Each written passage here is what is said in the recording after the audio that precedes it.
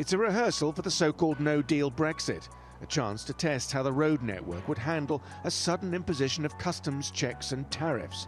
Critics say no such drill could ever come close to the chaos of the real thing.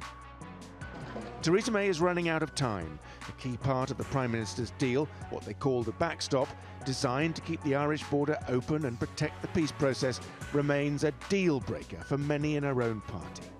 A vote was postponed in December because she knew she'd lose.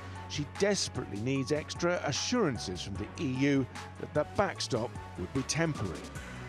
So we'll be setting out measures which will be specific to Northern Ireland. We'll be setting out proposals for a greater role for Parliament as we move into the next stage of the negotiations. And we're continuing to work on further assurances, on further undertakings from the European Union. If she sounds vague, that's because so far no such assurances have been received. Without significant EU help on the so-called backstop, it's hard to see how Theresa May's withdrawal deal can get through the British Parliament.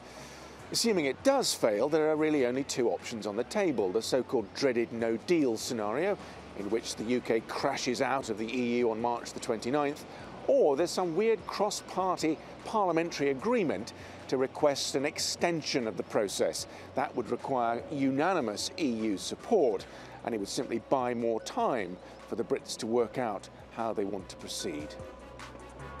Conversations with EU officials in Brussels are ongoing.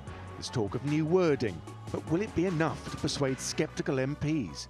We should find out next week when they vote. In the meantime, for those who can't get enough of the Brexit drama, a real Brexit drama, a made-for-TV film of how the 2016 referendum was won. Everyone knows who won, but not everyone knows how. Benedict Cumberbatch plays Dominic Cummings, the media messaging mastermind behind the Leave campaign. It's a dramatised account of how Brexit voters were targeted, how traditional campaigning was derailed. Prominent British politicians are easy to recognise. The critics love it, and given what's happened since the vote, and how no one yet knows how the real Brexit ends, this could be the first of many such films. Simon McGregor-Wood, TRT World, London. And joining us from London is Ian Begg. He's a professorial research fellow at the European Institute of the London School of Economics. Welcome to the program. Theresa May says she's going to get further assurances from the EU in order to win next week's parliamentary vote. What are those assurances exactly? What is she looking for? I wish we knew. We think there to be clarifications about how the infamous backstop will function, maybe suggesting that it will only be used in extreme circumstances and giving reassurance, therefore, that it's not something that's going to get in the way of normal relationships between the EU and the United Kingdom in the future. What's clear, however, is the EU is not prepared to renegotiate anything that's already in the agreement. So the assurances are words, not substance. So if Theresa May does manage to go to Brussels cap in hand and she does manage to secure those assurances from the EU, do you think that would be enough to sway UK politicians to back her deal next week? Simple answer, no. I don't think it will, because the positions that have been struck by some of her opponents, both within her party, but also within some of the other parties, suggest that she just simply doesn't have the arithmetic. In essence, nothing has changed since she ducked the vote nearly a month ago before Christmas. And what's likely to happen is when it returns to the House of Commons, there may be one or two who will say, OK, we were persuaded that it's going to be too chaotic. But for the most part, the opponents of her deal continue to be opponents.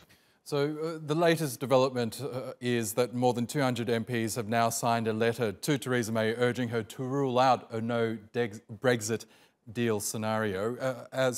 Preparations are still continuing, though, for such a scenario. How likely is a no-deal Brexit, in your view?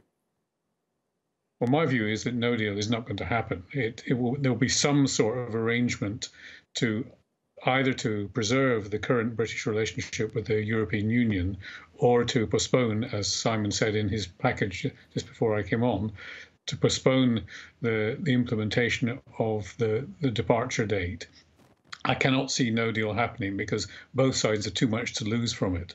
And we shouldn't neglect the fact that the EU has would lose from it because it would be disruptive for their trade with the United Kingdom, as well as being even more damaging for the UK. What the 200 MPs are saying, I believe, is we need Parliament somehow to get together to deal with this and to offer an alternative if Theresa May's vote is not achieved next week.